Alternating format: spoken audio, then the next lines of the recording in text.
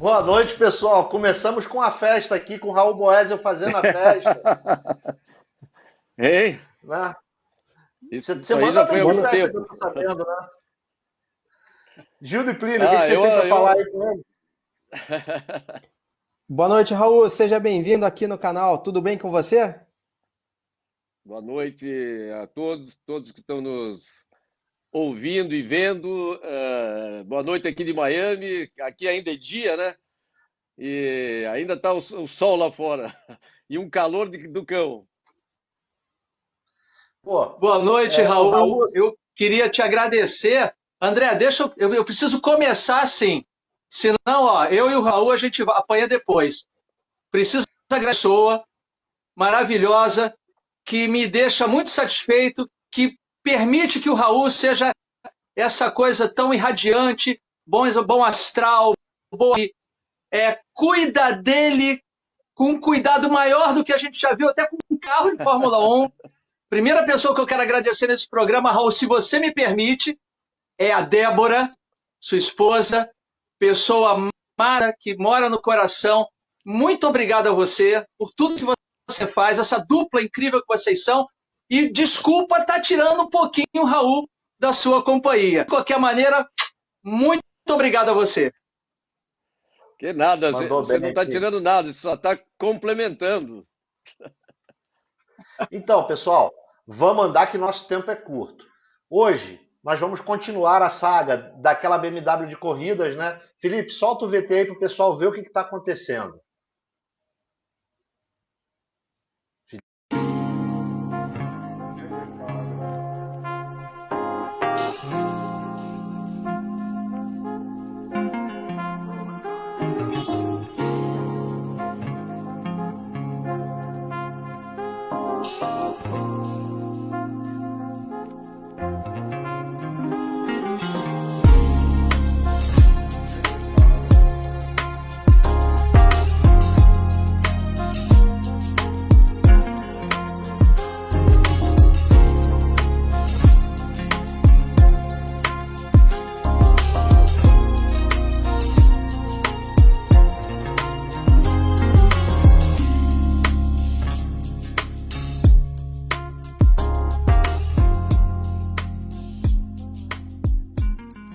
Fala pessoal, iniciamos a revisão da nossa S3 CLS e começamos pelo freio.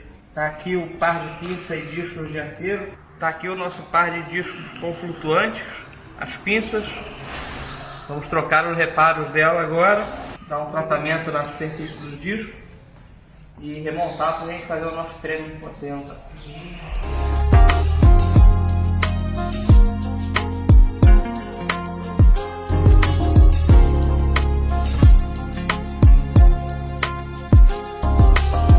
Então pessoal, tá aqui a manga de eixo dianteira dele. Nós vamos tirar o rolamento agora, fazer uma revisão de rolamento, trocar a graxa, ver se não tem nenhuma trinca nos estojos, ver se está tudo certo aqui.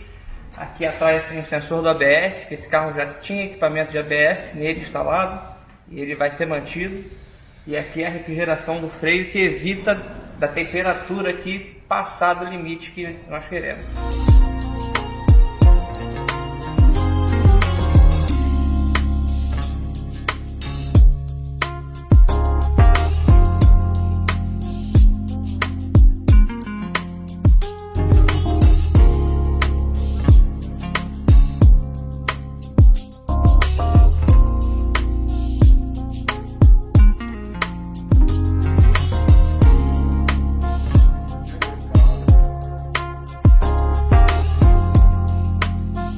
O próximo passo agora é remover as pinças traseiras e fazer o mesmo serviço que nós vamos fazer na dianteira, vai ser feito na traseira também, para dar toda a segurança para o nosso treino de potência.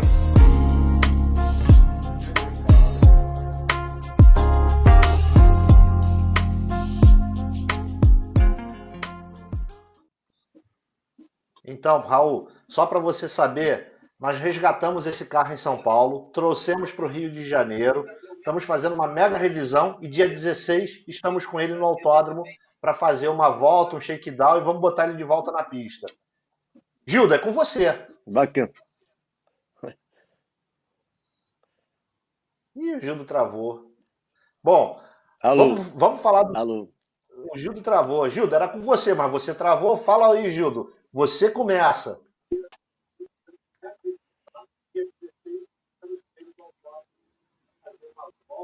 Gildo, você começa, Gildo. Ih, o Acho que Gildo não tá está escutando. travado. Bom, pessoal, eu tô, Mas tô aqui tentando acertar um pouquinho o áudio, tá? agora foi. Acredito que vocês estão me escutando.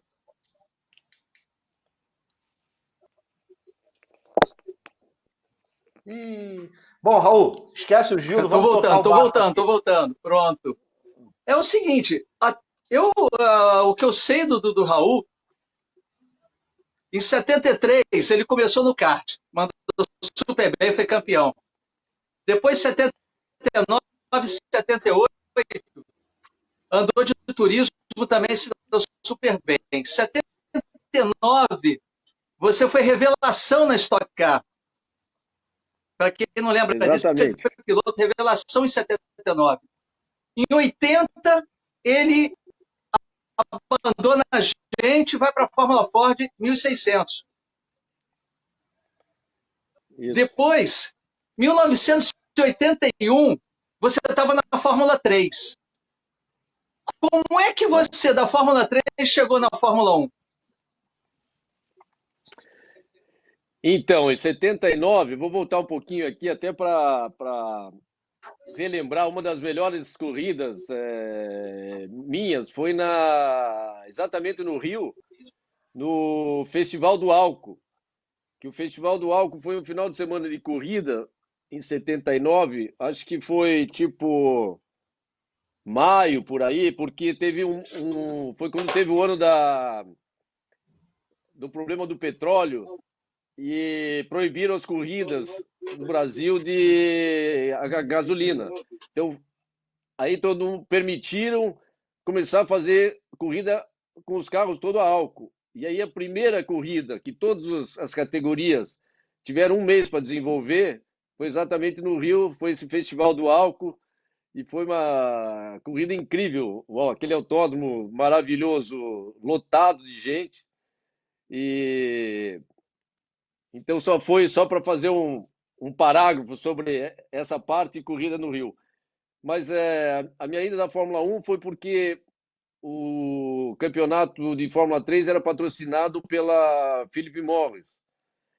E os três primeiros do campeonato podiam fazer um teste como prêmio na McLaren, que era patrocinada pela Philip Morris. E o teste foi bem produtivo. E aí os dois pilotos eram o John Watson, o inglês, e o André de Césares. Só que o André de Césares aí tinha ido para a Alfa Romeo e isso vagou um lugar na McLaren. E eu tinha grande possibilidade de ir e estávamos até conversando e tal, mas daí o Nick Lauda resolveu voltar da aposentadoria. E aí não tinha concorrência, né? E aí, pelo resultado que eu tive no teste, que em 30 voltas eu fiz um tempo que poderia ter largado em 10º naquele ano no Grande Prêmio da Inglaterra. E aí as equipes pequenas viram que o teste tinha sido bom, daí a Enzyme, na época, falou comigo, a Marte, eu acabei indo para Marte. Então, foi assim o que eu faço? Para a McLaren não tinha o que pensar, né? Se tivesse a oportunidade. Agora, a Marte, será que eu faço mais um ano ou não? Uma equipe pequena ou não? Vai ter resultado ou não? Mas aí você vai deixar a oportunidade passar, vou fazer outro ano de Fórmula 3. Fórmula 2 era impossível, os custos. Então, vamos embora, né? Eu acho que na época eu não tinha, assim, a experiência talvez necessária, mas não podia deixar passar a oportunidade. Você vê que Em janeiro de 80, eu estava correndo de Stock Car na preliminar de Fórmula 1, que foi em Interlagos, e em janeiro de 82 eu estava sentado no Fórmula 1. Então foi bem rápido. E você andou com o pessoal da Era de Ouro, né? Você andou com o Niki Lauda, com o Prost, com o Piquet, com os grandes nomes da Fórmula 1. Era muito competitiva, a competição era muito acirrada. Conta um pouquinho pra gente o que foi estar na pista contra esses caras e com essas feras, né? E você, lógico, querendo ter resultados. A gente fala de competição acirrada, quer dizer, eu estava com pilotos super experientes, com equipes fantásticas, mas a competição era muito desigual, né, na realidade, porque eu peguei bem a fase que estava, vamos dizer, a transição dos motores aspirado para turbo, depois de 82 para 83 mudou a aerodinâmica, que foi do famoso carro asa, né? O wing car, que chamava, para o fundo plano. Então foi uma grande mudança na aerodinâmica dos carros e do regulamento. Então eu tinha uma equipe na Marte que tinha um motor de 500, 600 cavalos, quando o Piquet tinha um motor de 1.300 cavalos na classificação. A mesma coisa a McLaren já no segundo ano, com motor Porsche. Então, era uma competição acirrada, era como se tivesse duas categorias, né, no campeonato, a classe A e a classe B, os motores turbo, motor aspirado, e ainda as que tinham mais, vamos dizer, mais dinheiro, financeiramente melhor para desenvolver o carro, né? Então tinham muitas equipes que... Oi, desculpa. Eu me lembro que tinha um detalhe. Hoje a Fórmula 1 tem 22, 23 carros. Antigamente vocês tinham quase 40 carros que vinham para fazer a classificação e nem todo mundo às vezes conseguia classificar, né? É por isso que eu falei, era muito acirrado, porque mesmo com essa diferença, só para você estar no grid era uma luta.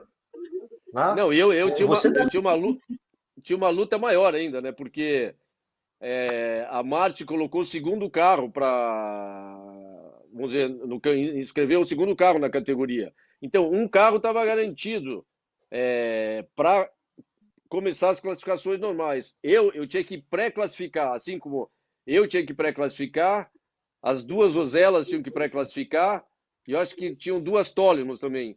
E desses 5 carros, ou será que tinha mais um? Desses 5 carros só entravam 2. Quer dizer, você facilmente já podia ficar de fora e nem ir para o segundo treino. Para classificação. E a gente pré-classificava, você podia usar um jogo de pneu de classificação, e esse jogo de pneu de classificação só dá uma volta, né? A gente tinha...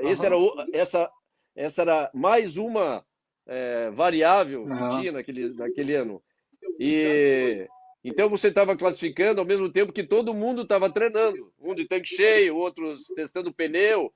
E você tinha que fazer essa volta no meio de todo mundo, e se perdesse a volta, você podia ficar fora.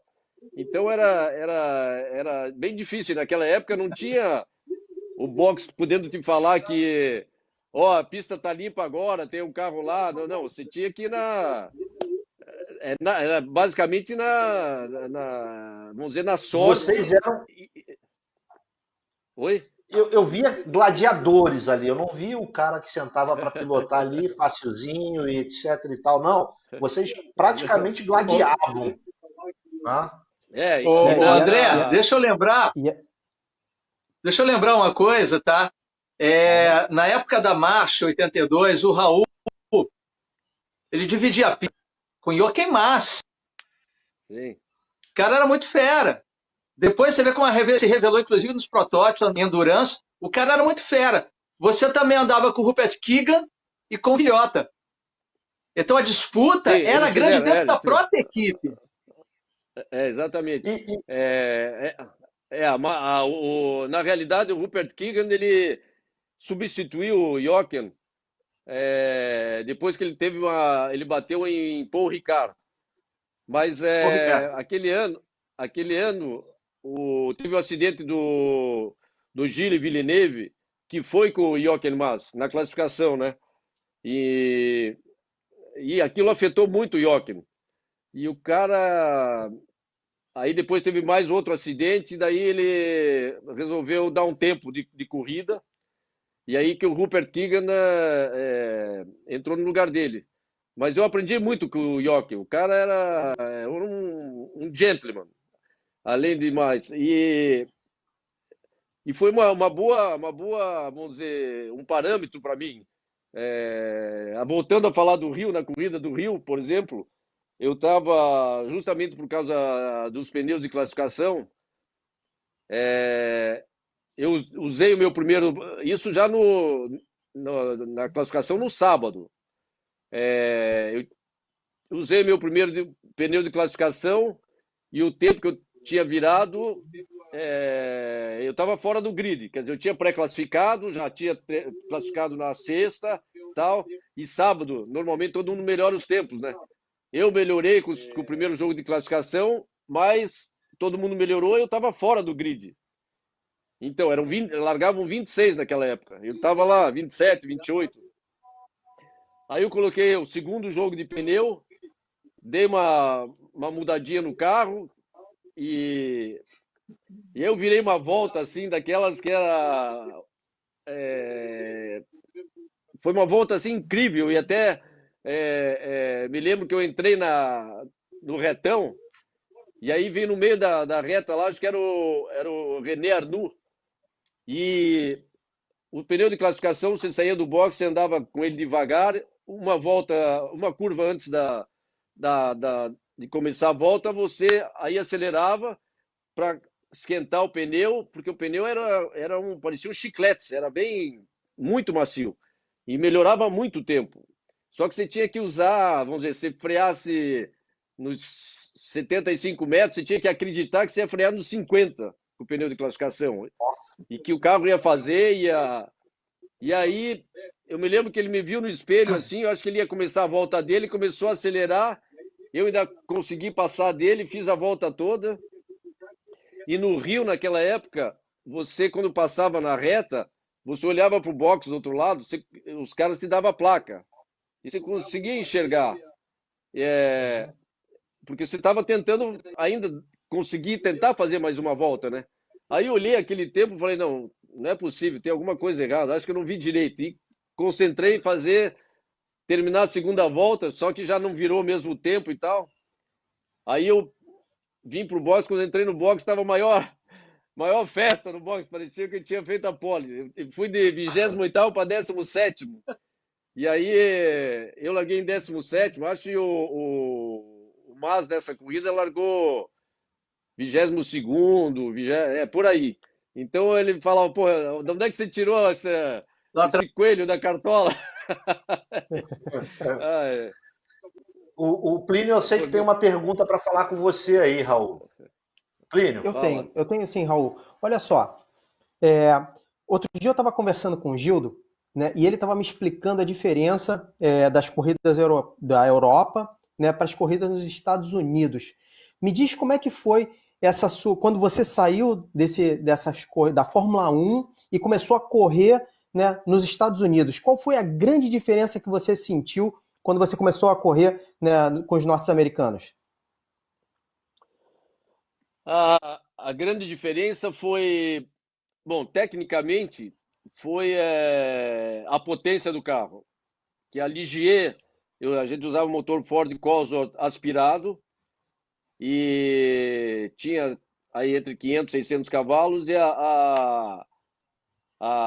da Indy usava o Ford Cosworth Turbo, que tinha de 800 a 900 cavalos. Então, aí já foi um soco no pescoço, assim, que a primeira vez que eu andei, que foi num teste na Califórnia, num circuito chamado Riverside.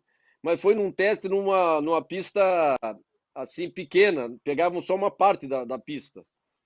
E eu dei algumas voltas e até comecei a imaginar se aqui esse carro tem essa potência, o chassi era um pouco mais pesado. Eu comecei a imaginar como que seria andar num oval, porque o oval era muito menos pressão aerodinâmica, velocidade muito mais alta. E a primeira corrida era em Long Beach. E aí o Dick Simon, quem me, me deu a oportunidade desse teste, eles tinham o carro do ano anterior. Estou falando, isso era 85. Tinha o carro de 84. E o carro de 85,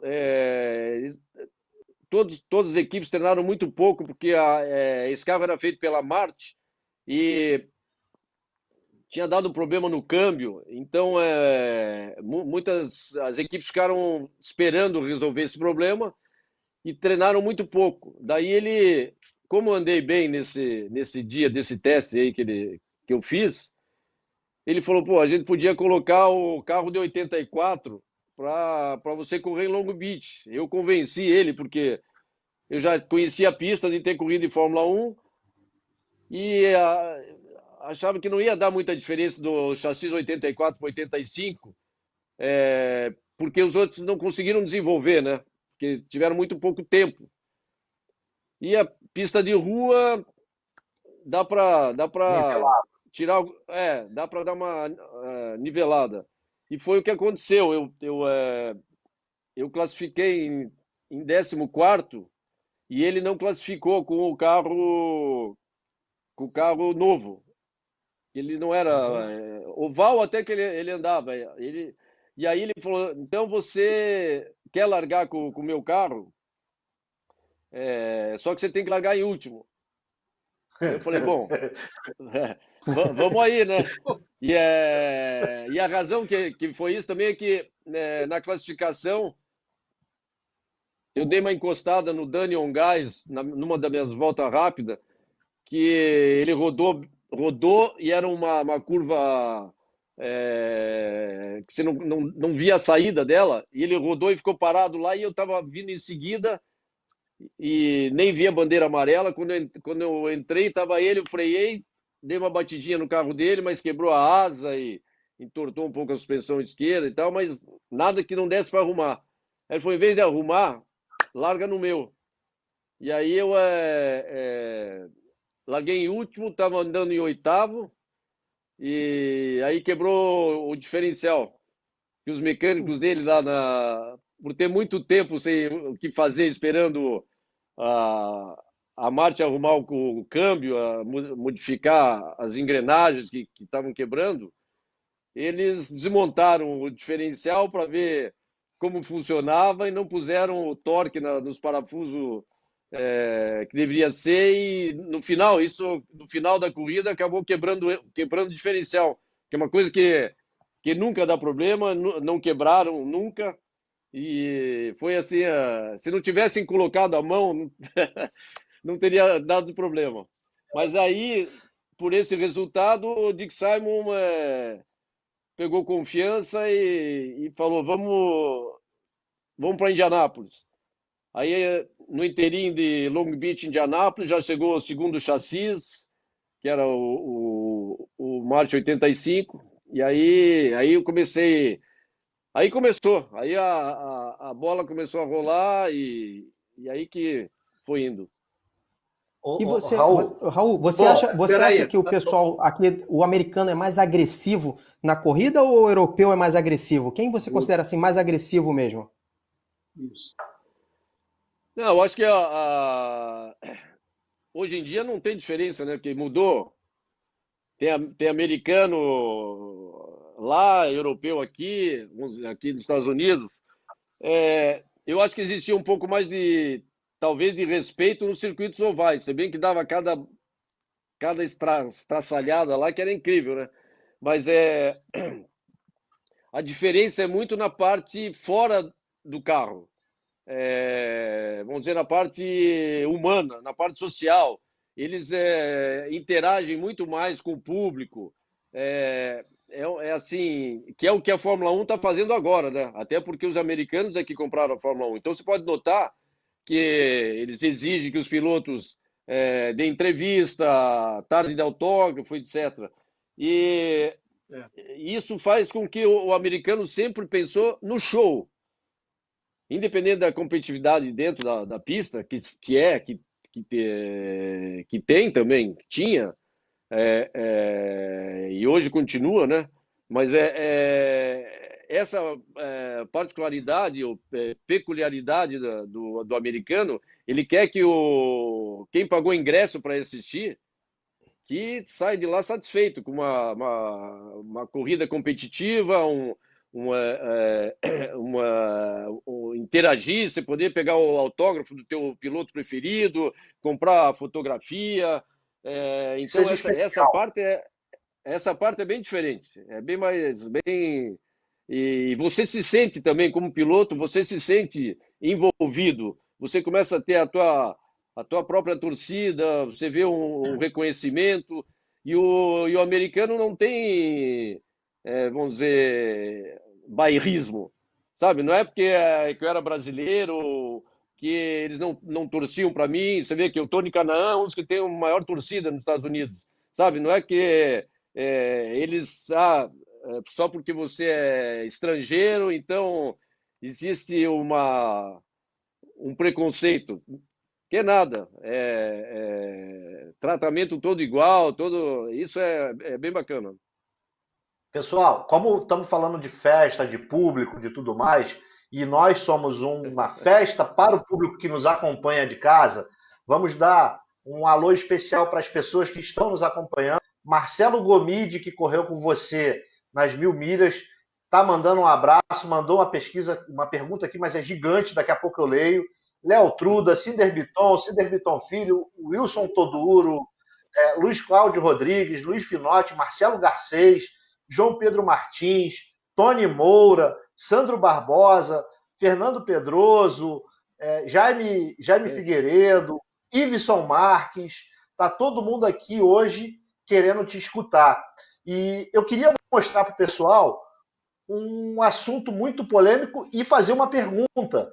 Primeiro, uma pergunta para o Raul responder, que veio de casa, de uma pessoa chamada André Baltazar. Ele quer saber qual foi o piloto de kart que, na época que você correu, que lhe deu mais trabalho. E quem mais você admirava nessa época?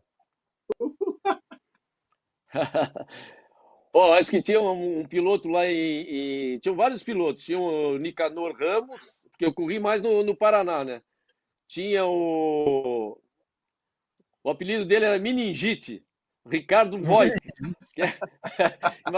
O cara, acho que ele tentou correr de carro e tal, mas o Meningite o cara era incrível. Zé Camelo, tinha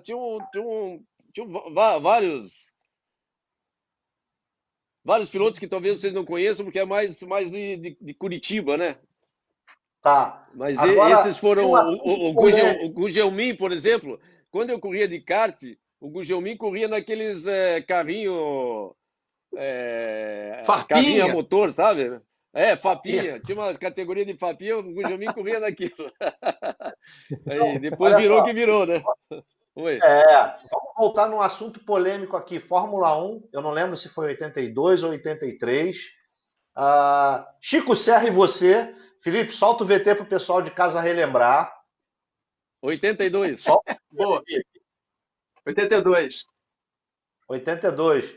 Felipe, cadê o VT? 82. Um fim de semana trágico para a Fórmula 1. Logo no primeiro dia de treinos, uma confusão sem precedentes entre os brasileiros Chico Serra e Raul Boesel.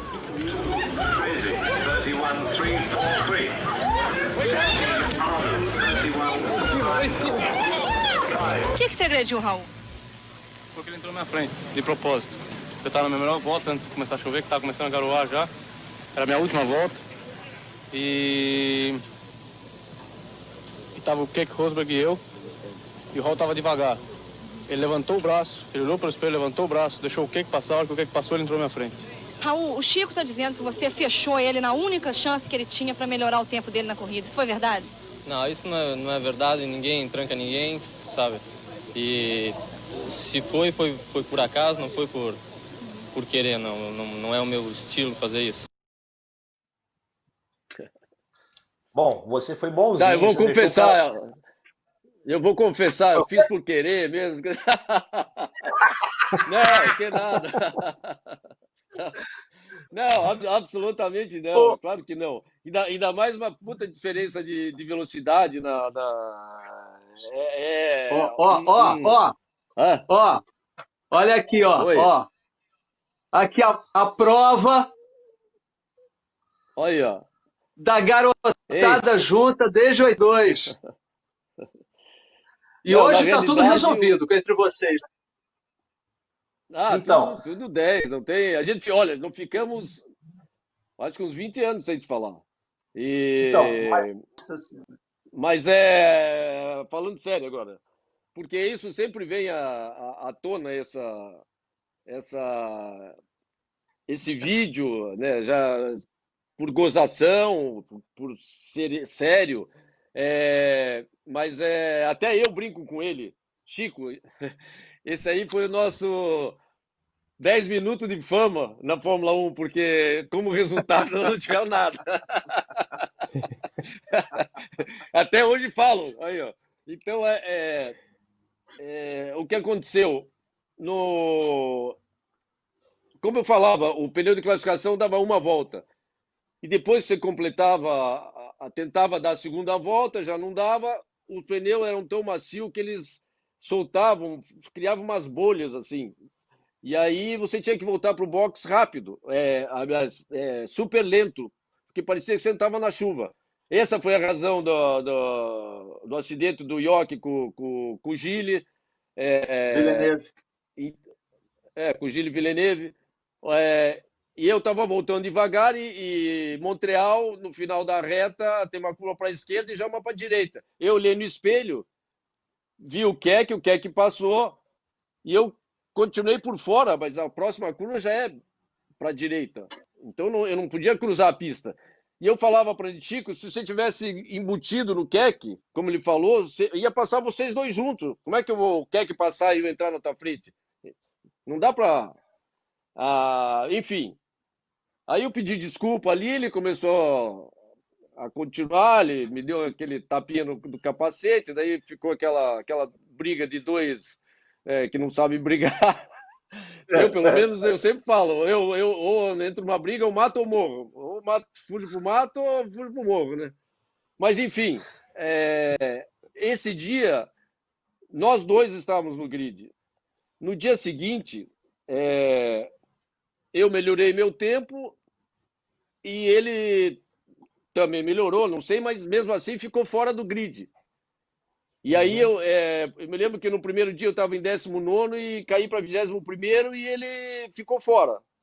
E foi o primeiro ano que o primeiro grande prêmio que o Ricardo Paletti classificou. Eu em 21º e ele em 23º. Inclusive, hoje, vendo o vídeo de vocês, aqui que vocês passaram, esse vídeo, foi a primeira vez que eu notei, eu já vi esse vídeo milhões de vezes, foi a primeira vez que eu vi que no box ao lado do meu tinha um Ozella, que era o box deles, que era o Jarrier. Você vai ver no canto esquerdo embaixo, você vai ver que tem um carro Ozella, número 31. o Aí, ó, azul aqui, o azul. Então, verdade. e o meu tá aqui do lado direito. Então é do Paletti, que era 32. E o Paletti, em 23º, o que aconteceu? Na primeira largada, o Didier Pironi estava o Pironi, como fala, estava na pole e ele não largou, queimou a embreagem, o motor morreu, alguma coisa. Porque naquela época a gente usava a embreagem, engatava a primeira, e normalmente, quando acendia a luz vermelha, aí que você engatava a primeira, começava a acelerar e embrear o carro, e às vezes, se demorasse um pouco, queimava a embreagem. Então você tinha que. Olha a atenção que era. Acendia a luz, você tinha que esperar um pouquinho ainda para daí engatar, ser rápido nessa situação. Bom, ele não largou.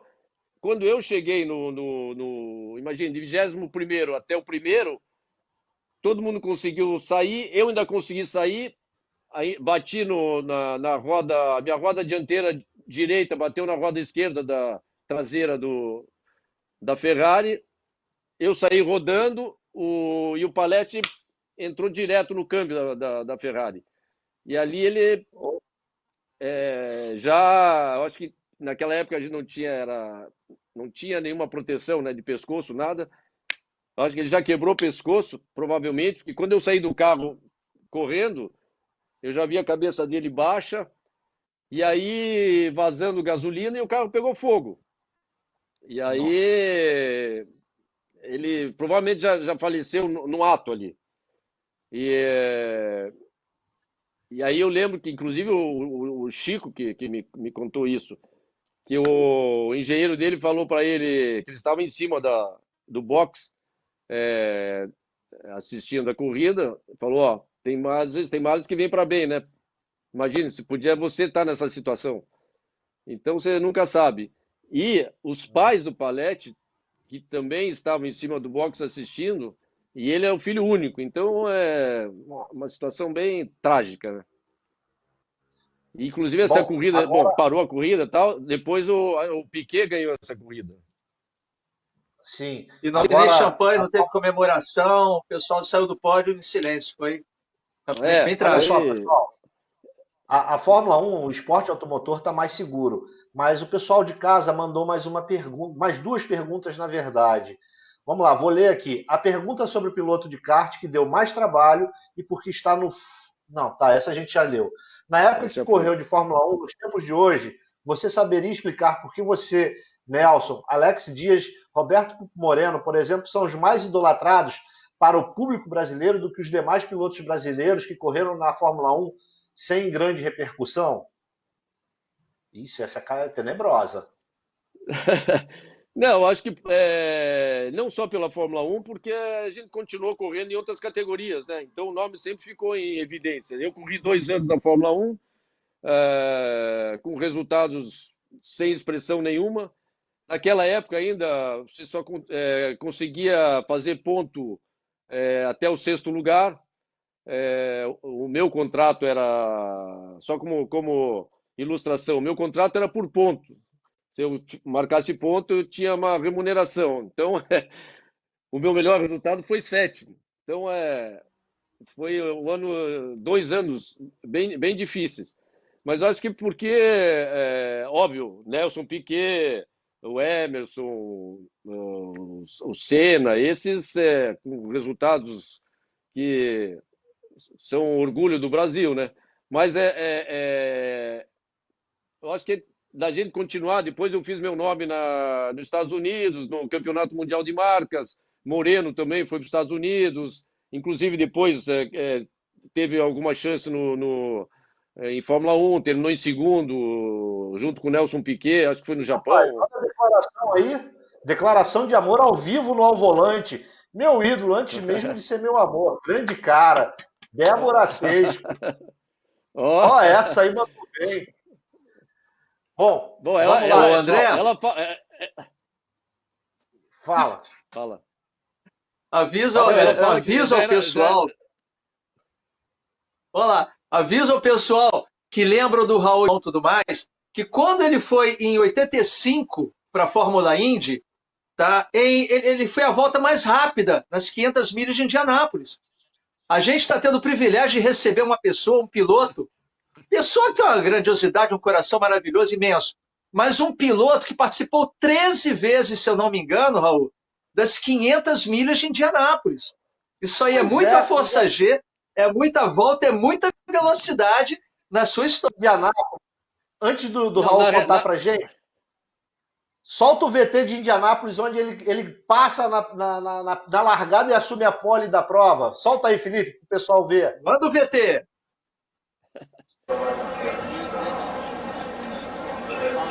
Boa tarde, amigos da Velocidade. Boa tarde, amigos da Rede Manchete. Mais uma vez juntos para viver hoje as emoções das 500 milhas Indianápolis, a prova mais importante e tradicional do automobilismo mundial. Valendo pela 4ª etapa do campeonato da Fórmula Indy. E para o Brasil, uma corrida super especial. Primeiro pela volta do tricampeão Nelson Piquet ao seu mundo. O mundo da velocidade, o mundo do talento. Piquet, que está largando na 5ª fila, 13ª posição. Temos também Raul Boesel na 1ª fila, 3ª posição. E Emerson Fittipaldi na 9ª posição, na 3ª fila. Aí você acompanhando Nigel Mansell. Você viu ali o Emerson lado a lado com o Mansell. Daqui a pouquinho vamos ter a largada. Aí está a largada. Boesel se mantém em primeiro. Vai lado a lado com o Arlen Bike. Boesel é líder nas 500 milhas de Indianápolis. O Brasil sai na frente com Raul Boesel. Deixa para trás o pole position Arlen Bike. Mário Andretti é o terceiro, Al Unser é o quarto. Você vivendo aqui na manchete as emoções iniciais das 500 milhas de Indianápolis. Olha a Tereza aí, a esposa de Emerson Fittipaldi, torcendo bastante. Vamos acompanhar na passagem a posição de Emerson Fittipaldi. Boesel tá inteirinho no seu vídeo. Tá bem, Boesel. Vem para completar a primeira volta na frente. Vai passar o Boesel. Passa Boesel na primeira volta. Traz com ele Arlen Bike, traz Mário Andretti, Al Unser, Scott Goodyear. E vamos ver a posição de Emerson Fittipaldi. Arlen Bike é o segundo colocado. Aí está, primeiro Raul Boesel, segundo Arlen Bike, Mário Andretti é o terceiro, o quarto Al Unser Jr., o quinto é Scott Goodyear, o sexto é Stefano Johansson, Emerson Fittipaldi é o 7º colocado. Ganha 2 posições. E o Raul vai bem na prova, Raul. Traz a Arlen Bike. Olha a Vera Boesel. A torcida toda no box. O Brasil tá bem, tá muito bem aqui em Indianápolis. Este é o Unser Jr., vem pela 4ª posição. Ali atrás, você já observa o Scott Goodyear, o 5º colocado. E o Nelson Piquet, na volta anterior, é o 16º colocado. O primeiro é Boesel, segunda volta completada. O segundo é Arlen Bike, o terceiro é Mário Andretti, o quarto é o Unser Jr., o quinto é Scott Goodyear, o sexto continua Stefano Johansson. Emerson Fittipaldi vai pela 7ª posição. E o Nelson Piquet cai para 17º. São as voltas iniciais das 500 milhas de Indianápolis. Emoção pura para você aqui na Rede Manchete. Olha, o Raul durante todo o mês fez um grande trabalho aqui em Indianápolis. Esteve sempre entre os 4 mais rápidos e está, por enquanto, colhendo os frutos. Arlen Bike, que você vê aí no vídeo, largou na pole position, mas perdeu a primeira posição logo na largada para o Raul Boesel, que largou por fora. Ao meu lado está Billy Herman, nosso comentarista. Billy, muito bem Raul Boesel nessa largada.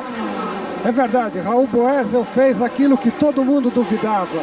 Largando na 3ª posição por fora, ele conseguiu fechar a curva na frente de Arlen Bike, o pole, assumiu a liderança e está liderando firme, mantendo o controle do carro. E eu acho que ele tem todo o ritmo para ir em frente com muita tranquilidade. E você vê aí o Emerson Fittipaldi, tá aí o Emerson, esse carro branco e vermelho na frente. Esse aí já é o pole 3. O Emerson que vem pela 7ª posição, o pole 3 vem pela 8ª. O nono é Nigel Mansell. Mais uma volta completada de Raul na ponta. E o Emerson tá aí, ó. Se aproximando Emerson Fittipaldi e Stefano Johansson. Olha só como chega o Emerson Fittipaldi. Daqui a pouquinho vai brigar pela 6ª posição. Já temos 4 voltas completadas. Primeiro é Raul Boesel. Cara, pô, sensacional. Conta pra gente como é que é estar na frente das 500 milhas de Indianápolis. Como é que é largar ali e passar logo. Conta isso aí pra gente. Não, olha, eu vou contar uma coisa assim, aqui engraçada, como é a vida, né? Em 1980, eu corri de Fórmula Ford na Inglaterra. E aí eu voltei da Inglaterra para o Brasil, para Curitiba. Comprei uma passagem barata lá, que era Londres, Miami, Santa Cruz de La Serra, São Paulo, Curitiba. Imagina. Aí eu consegui desdobrar essa passagem e falei, já que eu vou parar em Miami, vamos lá conhecer a Disney World, né? Que é final de ano e tal. Aí indo de Miami para Disney World, um guarda me parou e quando ele veio, ele falou assim para mim, who you think you are? Mário Andretti? Eu falei, I'm sorry e tal, não sei o quê. Eu falei, pô, Mário Andretti, claro que eu sabia que era Mário Andretti, né? Mas imagine, depois de tantos anos, eu tô aqui dando um pau no Mário Andretti, né? Na realidade foi isso. Só que o Mário Andretti acabou sendo a pedra no meu sapato, porque essa corrida aí, eu estava... Você vê que eu fui abrindo, então depois de 17 voltas, eu estava 17 segundos na frente. Aquele ano fizeram um novo regulamento, que era, quando desse uma bandeira amarela, fechava o box. E aí entrava o pace car, que até hoje assim, né? Pega o líder, e aí abre o box, todo mundo entra para fazer pneu, combustível, etc. Aí eu entrei no box, o pace car me pegou, abriu o box, eu entrei, fiz o meu pit, e o meu box era no meio da reta, e o dele era o último, quer dizer, o primeiro a sair, entendeu? E quando tem uma linha que depois dessa linha você não pode ultrapassar. Só que eu já vinha aquele ano, acho que era 100 milhas por hora, 160 km por hora, a velocidade máxima que se podia no box.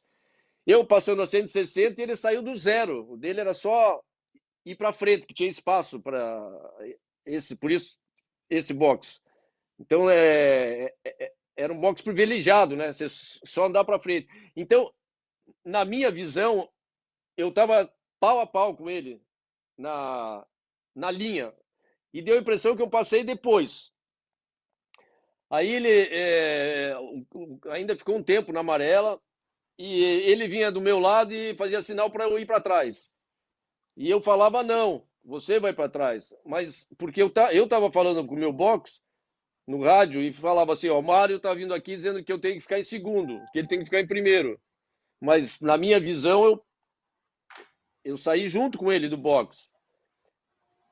Aí eles falaram, não, pode deixar que a gente está checando aqui com os oficiais de pista. Tá bom.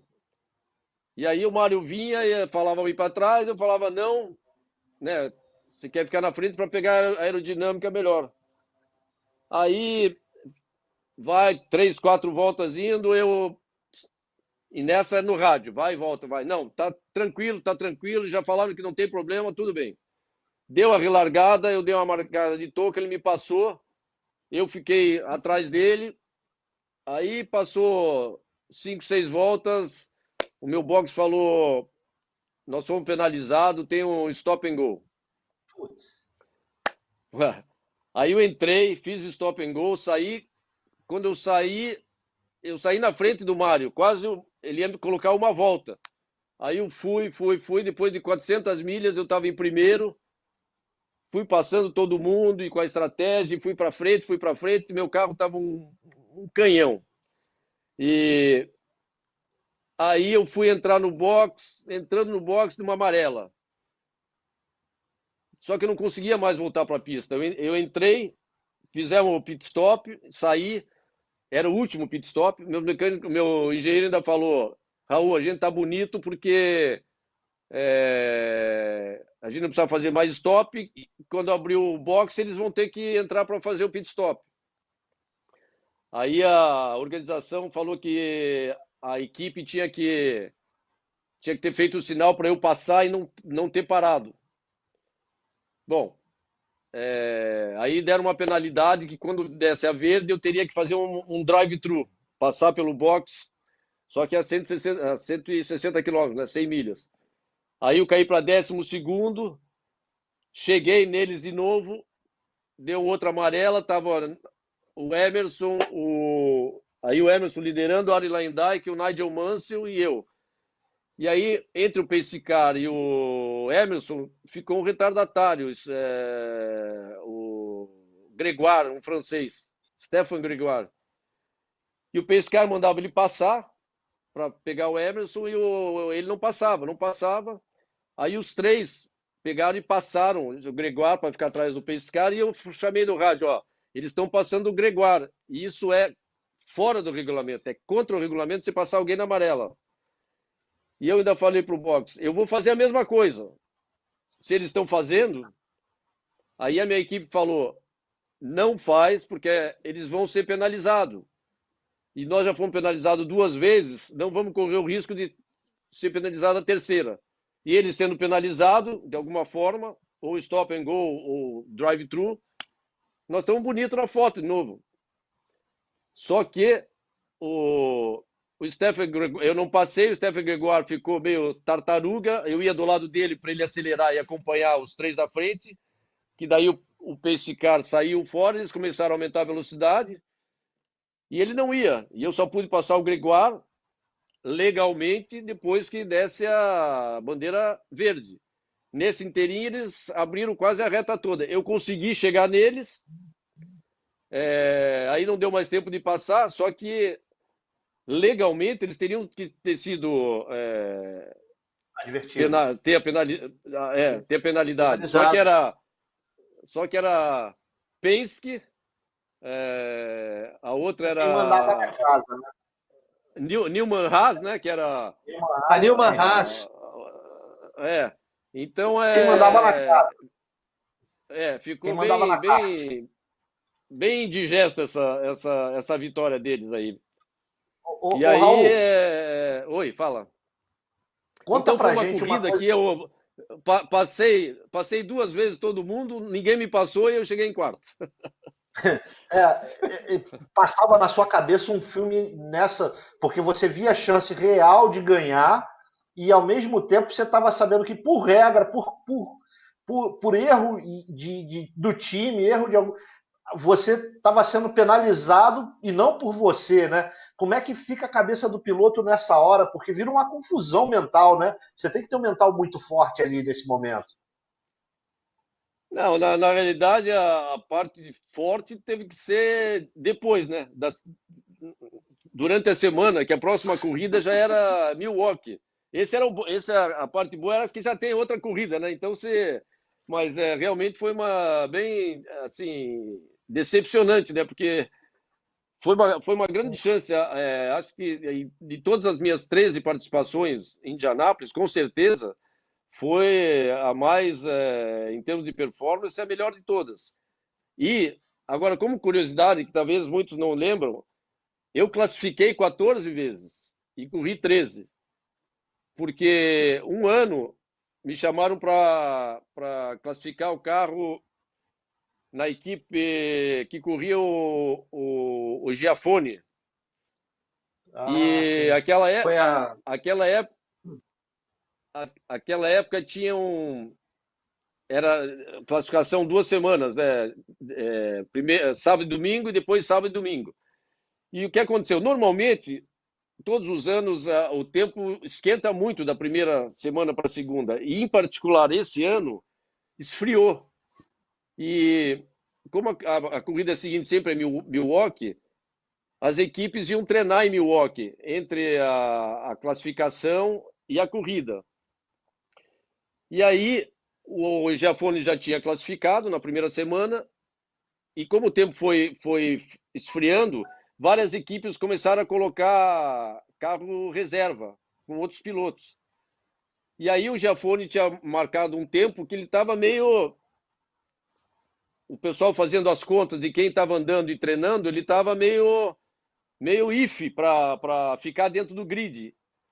E se ele não começasse a gente treinar e classificar mais rápido, podia ser que ele caísse fora da corrida.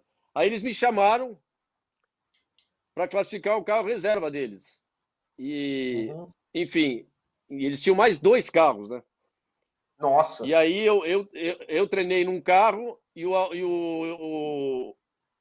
ele voltou para treinar no outro carro, porque você só pode tentar reclassificar se você primeiro fazer o forfait daquele carro que você já está no grid. Dá para entender? É um pouco confuso. Aí o que aconteceu? Nesse carro reserva dele, ele não estava conseguindo velocidade. Eu classifiquei o carro, eu classifiquei, e aí o pessoal foi classificando mais rápido, e faltando 5 minutos para acabar a classificação no domingo, né? Do segundo final de semana, no domingo do segundo final de semana, ele foi bump out, como chama. Então ele caiu fora, ele ficou fora do grid. Eu estava dentro do grid e ele fora. Só que a combinação que eu tinha com a equipe é que, se isso acontecesse, eu tinha que dar o meu carro para ele correr. E aí foi assim, porque lá nesse regulamento você pode trocar de carro ou algum piloto te dá, só que você tem que largar em último daí. E foi o que aconteceu. Mas foi assim por 5 minutos que eu não tenho a 14ª corrida. Poxa. Olha Raul, só. Raul, deixa eu fazer uma pergunta aqui rapidinho, André. Raul, é uma pergunta rápida. Indianápolis ou Daytona? Qual dos dois? Indianápolis. Indianápolis. Primeiro que, para mim, é uma corrida incrível. Você tem um público incrível, velocidades, as disputas. Daytona você já está dividindo o carro com outros, né? Isso não tira o mérito, mas são duas corridas completamente diferentes. O peso do Indianápolis assim, é inexplicável, né? Raul, nós recebemos uma pergunta do Cleiton Freitas de casa. Entre as categorias que você correu, qual foi a que mais lhe deu prazer? Aí eu complemento. Além do prazer, qual que você mais se identificou? Qual que você mais gostou? Qual que você se entregou mais?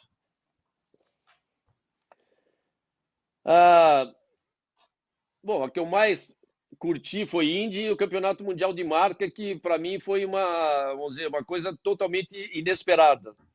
Nessa entra o Mário Andretti também nessa história. Porque de 86 para 87, o Carl Haas, dono da equipe Newman Haas, me convidou para ser o segundo piloto, ou outro piloto da equipe. Naquela época, eles só tinham um carro, que era o Mário Andretti. E eu, mesmo na Dick Simon, uma equipe pequena, sempre dava um calor no Mário Andretti. E naquela época a gente tinha trocado o carro Martin pelo Lola. E a Newman Haas era a equipe de fábrica da Lola. Eles eram o representante da Lola nos Estados Unidos, que a Lola é uma fábrica inglesa.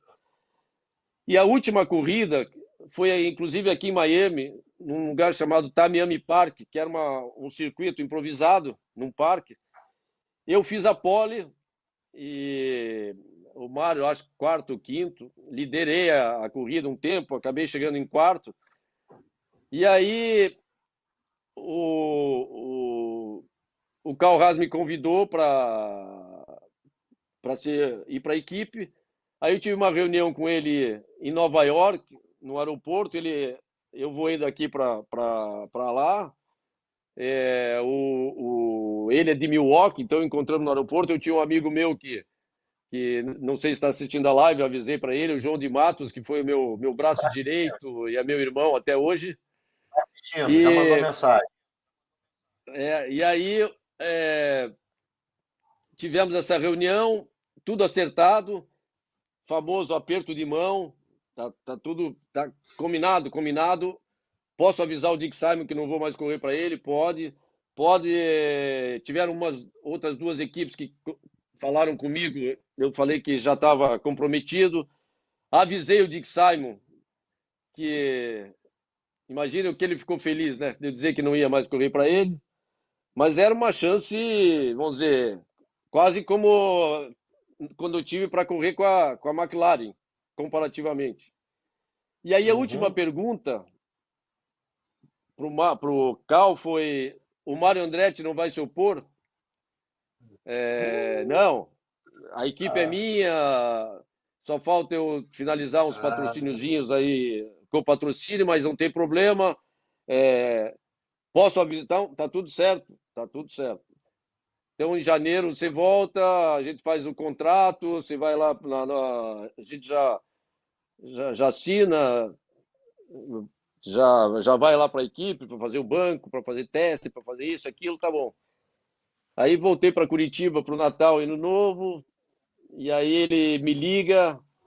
Quando me chamaram para atender o telefone, eu já senti que tinha alguma coisa errada, porque 2 dias antes do Natal, o que ele estava me ligando e não deu outra. Era o Mário Andretti que estava sem chance, não queria de jeito nenhum, tinha muita força com o Paul Newman, tinha muita força com o patrocinador, que acho que era Beatriz, ou Budweiser. E aí eu fiquei na mão. Então lá, o Mário Andretti de novo. E aí foi quando até foi o João que, lendo na revista Autosport inglesa, que é a Jaguar de campeonato de marcas, não estava completa ainda, daí entrei em contato com eles me chamaram para fazer um teste, e desse teste saiu o campeonato mundial. Ô, Gildo, comprimindo essa história, mas eu nunca tinha pilotado esse tipo de carro e acho que pelo meu costume da velocidade nos carros de Indianápolis e que esses carros eram muito rápidos em pista de alta, era tão rápido quanto o Fórmula 1.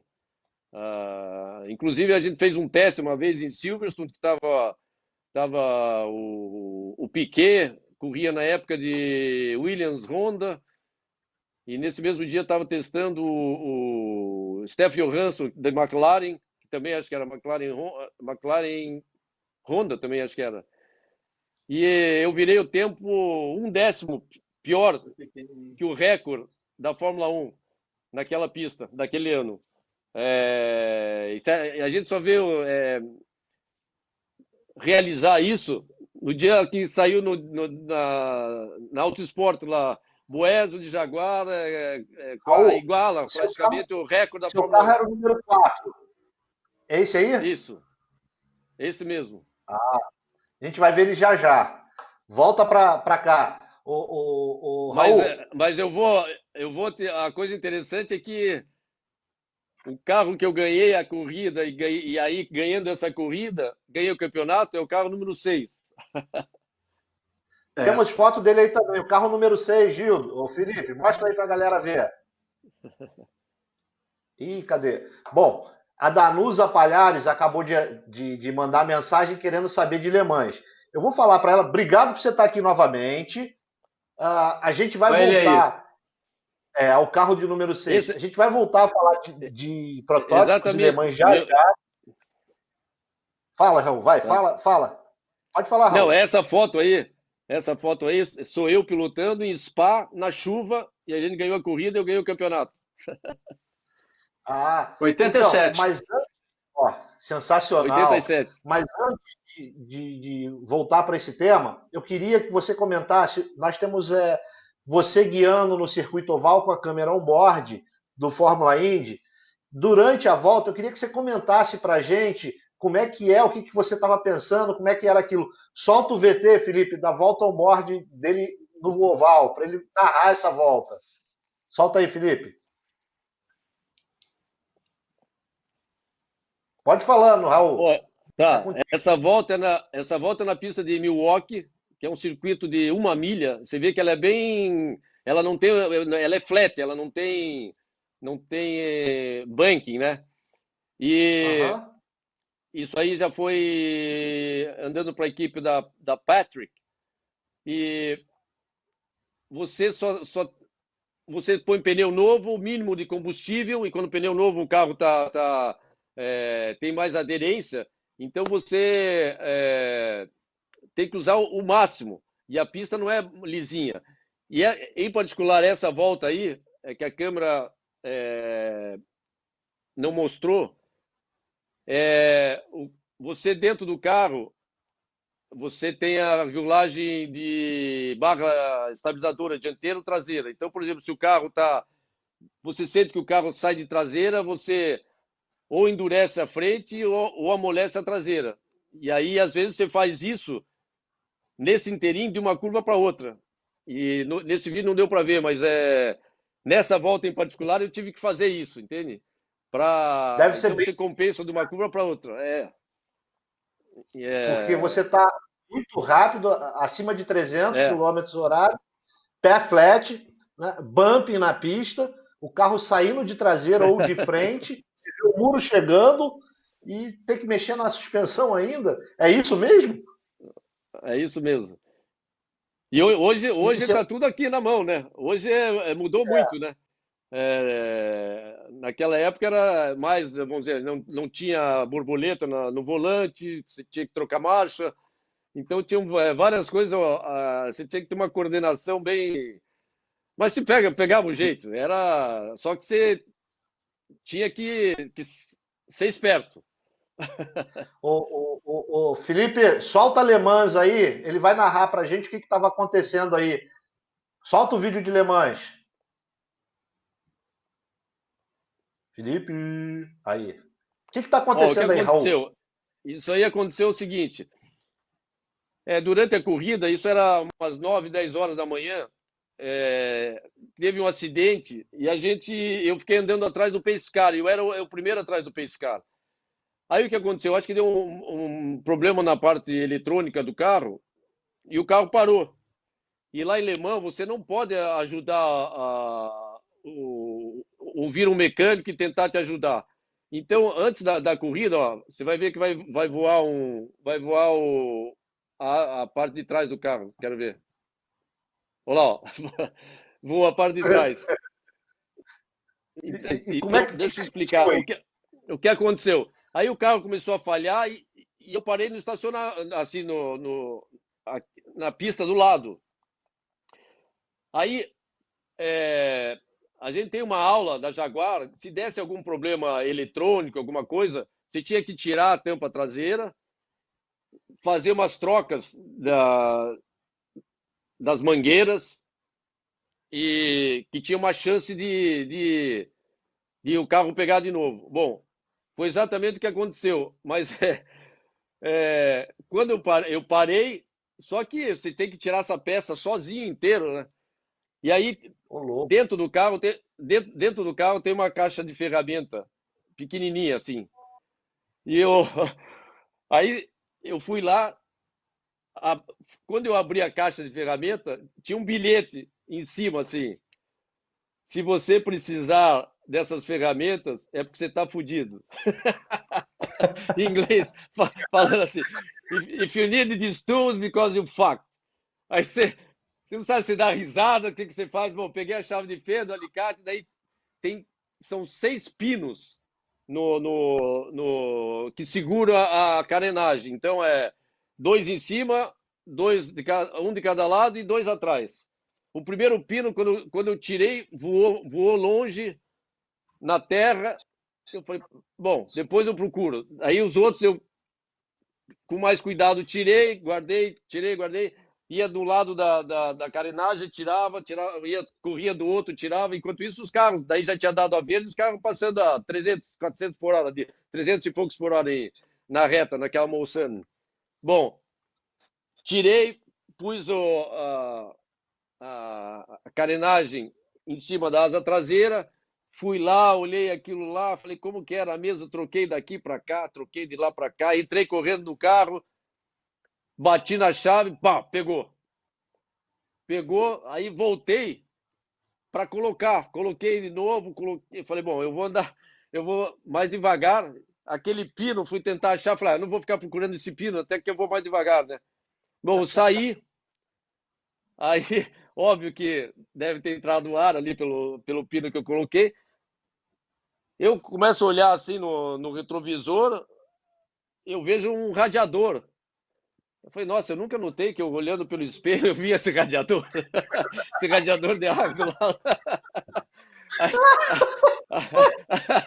Eu falei, que engraçado, eu nunca tinha notado esse radiador, que eu não via o engine cover, né, que a gente chama, voar.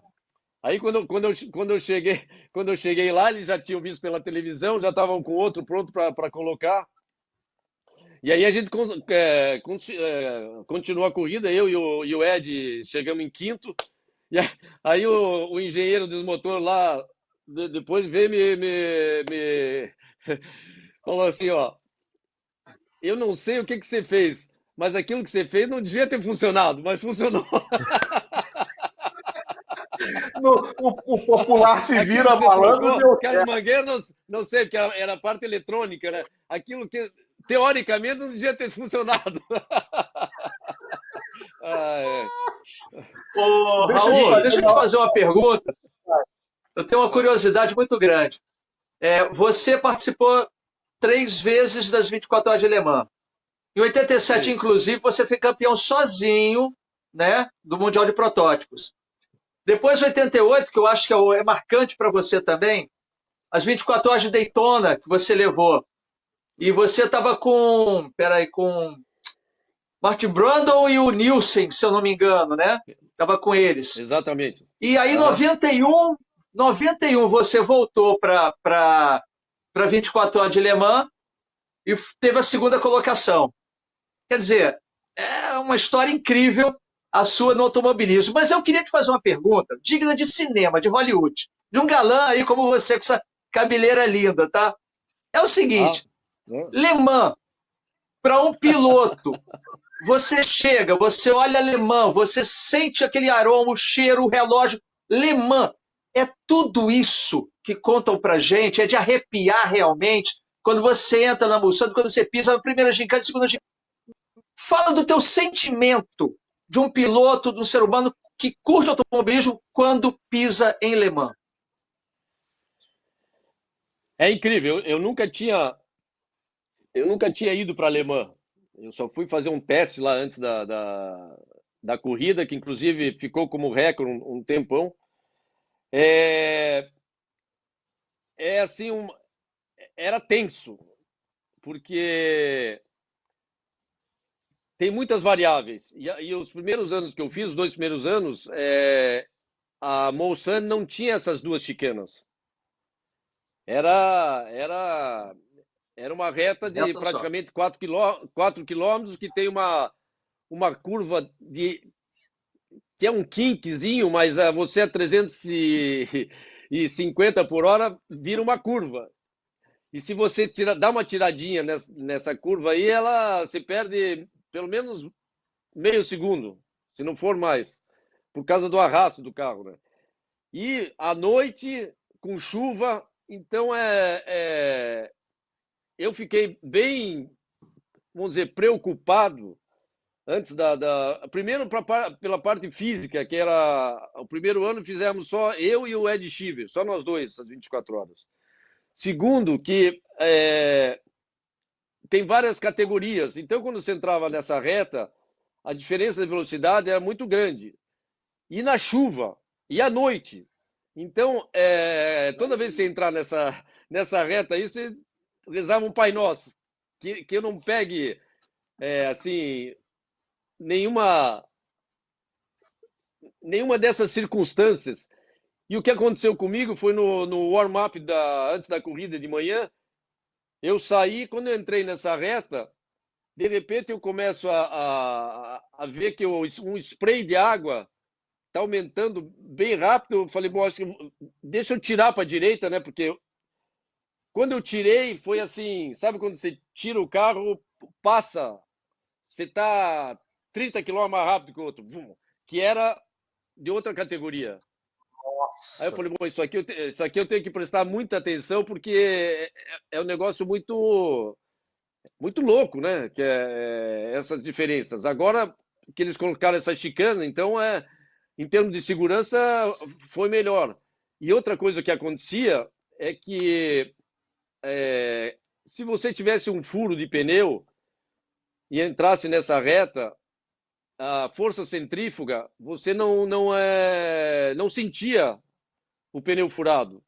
Só que o pneu, quando perde a pressão, e nesse caso, esquenta muito, estoura, e aí leva a suspensão toda. Daí os acidentes, muitos ocorriam por causa disso.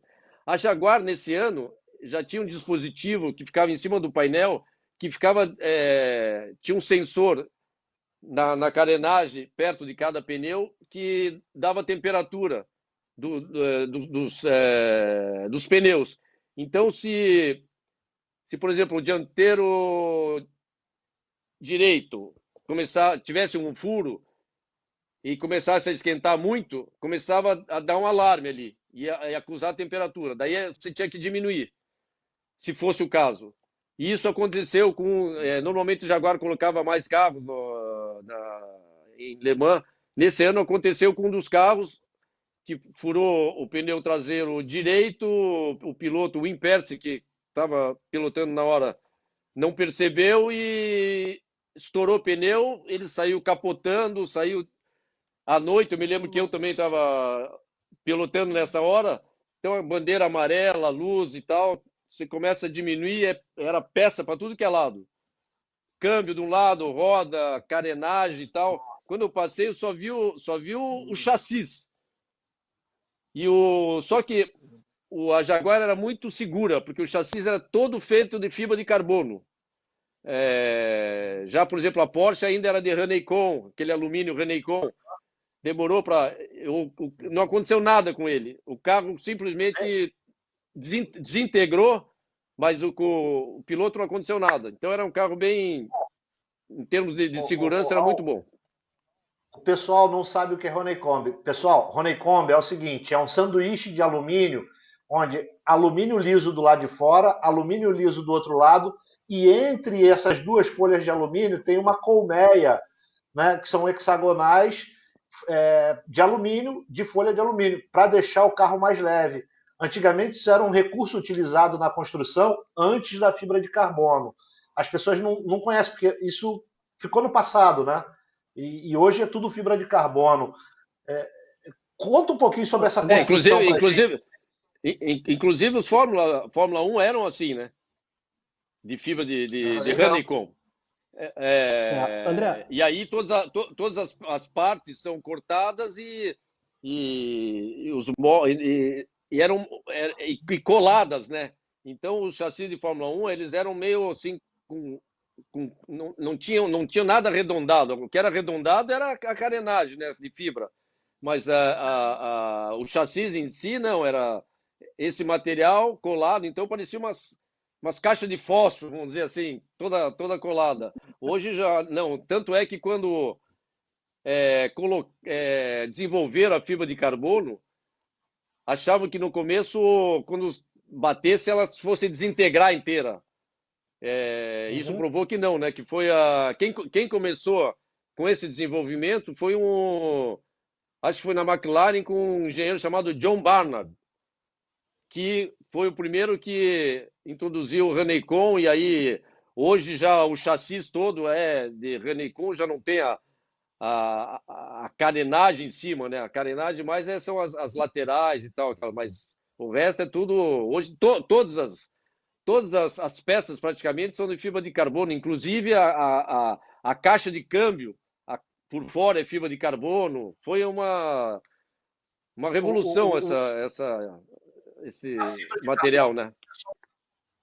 A fibra de carbono ela é laminada e depois ela é posta numa forma onde ela recebe a injeção da resina, porque a fibra é um tecido e aí é injetado uma resina em alta pressão e isso é colocado num forno para catalisar e não ter fadiga do material depois. Se você não coloca nesse forno, fica moléculas de ar dentro da resina que pode gerar áreas de fissura e fadiga, áreas de fragilidade.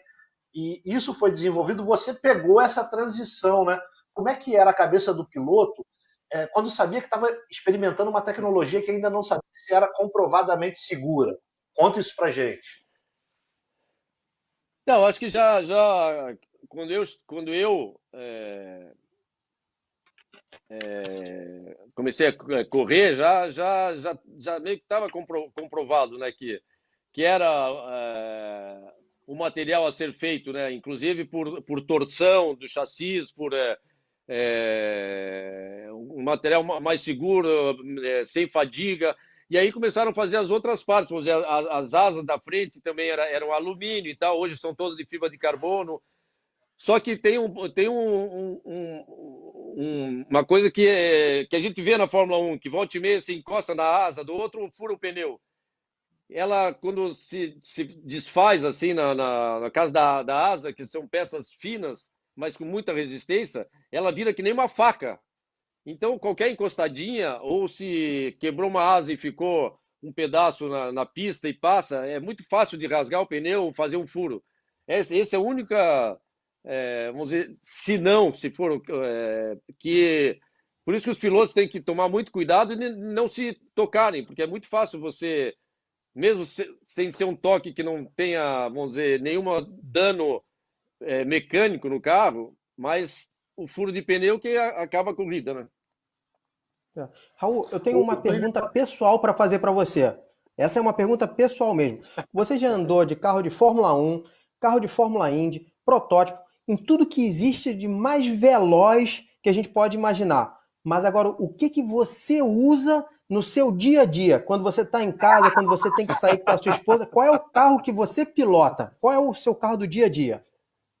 Fiat Uno. Atualmente eu não tenho carro, eu tenho moto. Eu adoro motocicleta.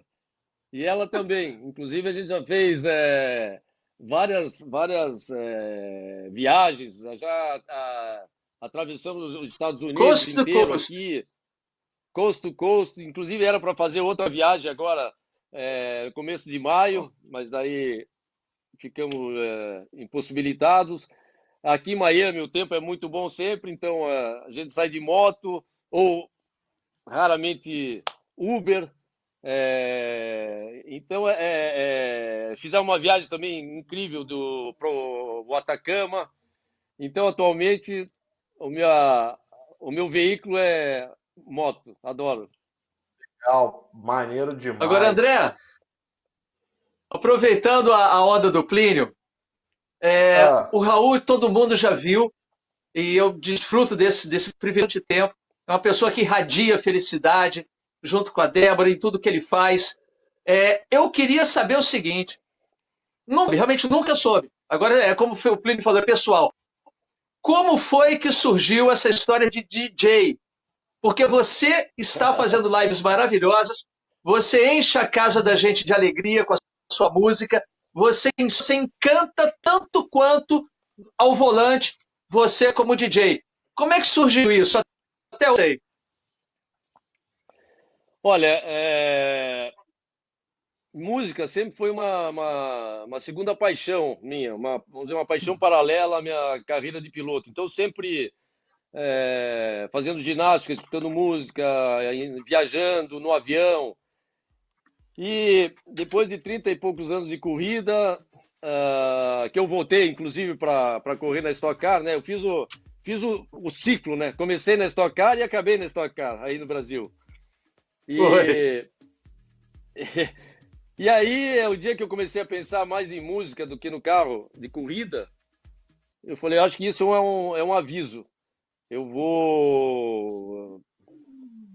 E aí sim, fui começando a alimentar isso, sabe? Foi praticamente durante um ano.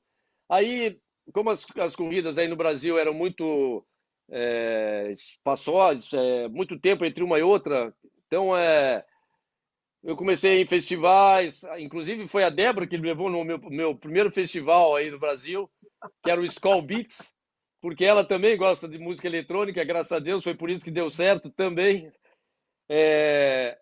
E aí ia a algum festival, ia a algum clube, e aí os DJs começaram a me reconhecer. Falaram, bom, você gosta tanto de música assim, você tem que ir para Ibiza. E a gente foi para Ibiza em 2005, a primeira vez. E isso aí foi que começou a me alimentar a cabeça. Eu achei incrível, mas eu nunca tinha tocado num mixer ou nada. Eu só via e via que era muito complicado. Aí de 2006 para 2007 não estava rolando patrocínio e tal, e eu já estava com isso na cabeça. Eu falei, acho que isso é um aviso para eu parar, já está na hora. Aí eu peguei um professor e, claro que eu tinha 48 anos de idade e resolvi parar assim, uma carreira, você fica... Não vou dizer que eu não fiquei tipo down, meio... Mexido. Mexido. E aí ela falou, por que você não compra equipamento e brinca um pouco para se distrair, até você repensar no que você vai fazer? Aí eu falei, bom, se eu conseguir fazer isso, não tinha ideia, né? Gostar de música é uma coisa e ter uma performance é outra. Minha maior preocupação, a maior preocupação era dizer, se alguém visse eu tocando, como piloto, como DJ, você é um bom piloto, volta para a pista, alguma coisa assim, né?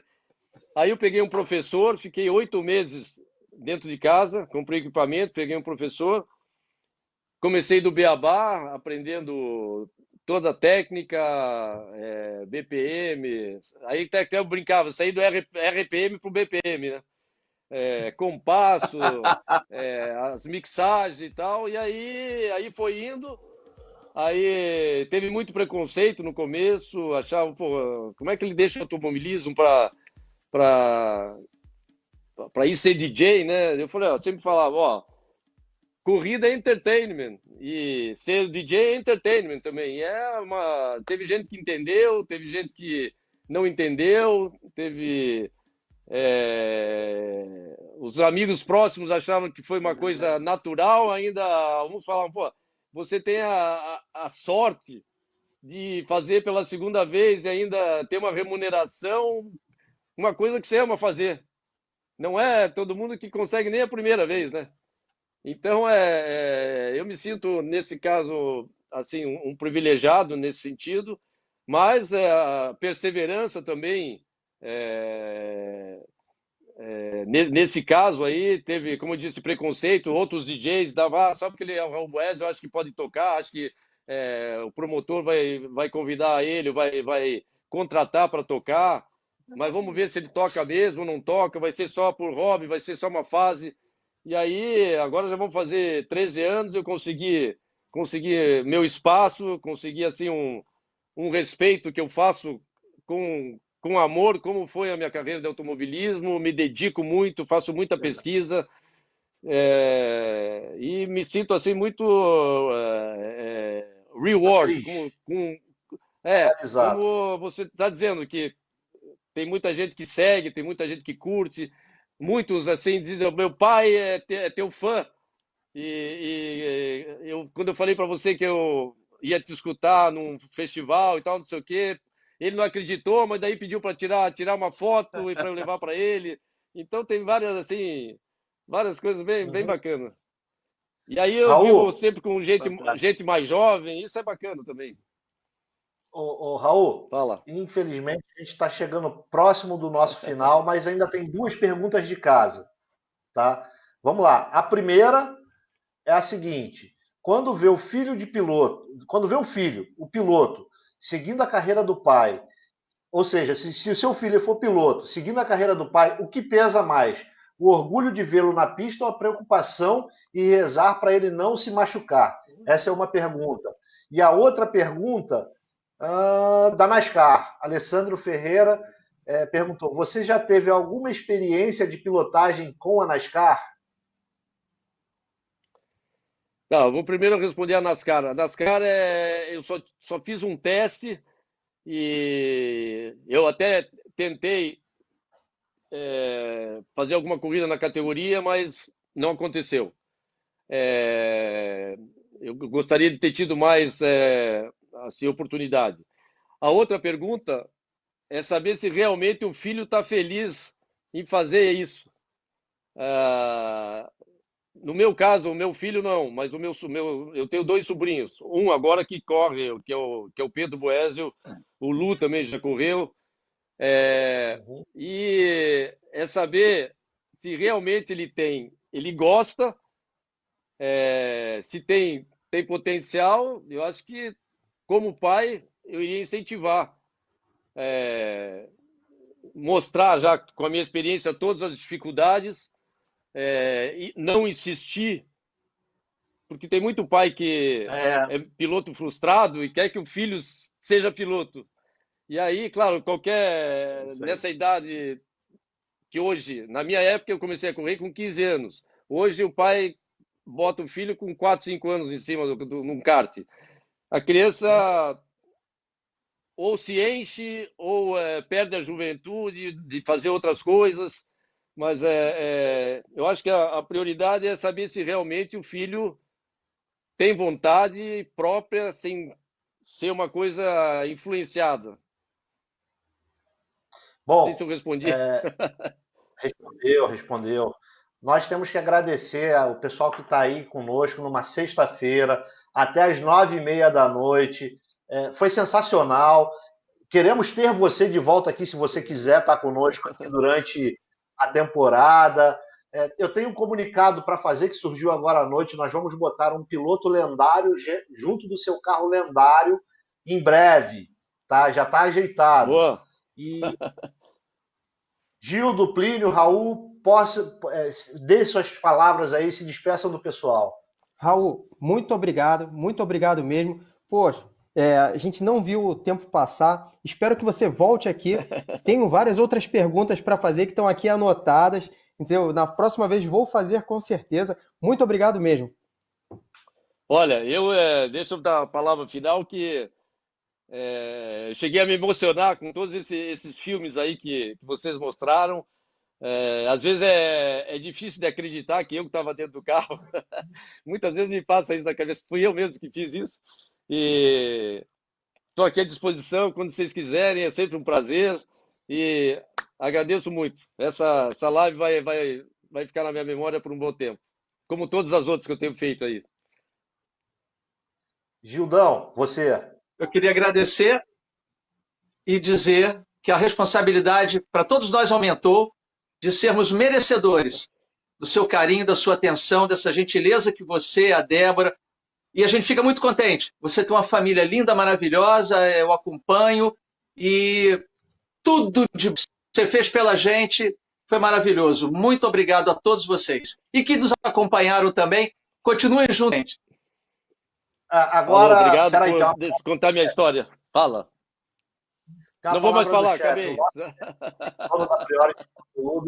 André Baltazar está agradecendo você com o carinho que você teve de estar participando conosco aqui na live de hoje.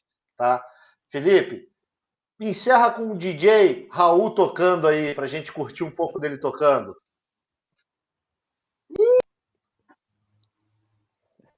Solta o som, DJ.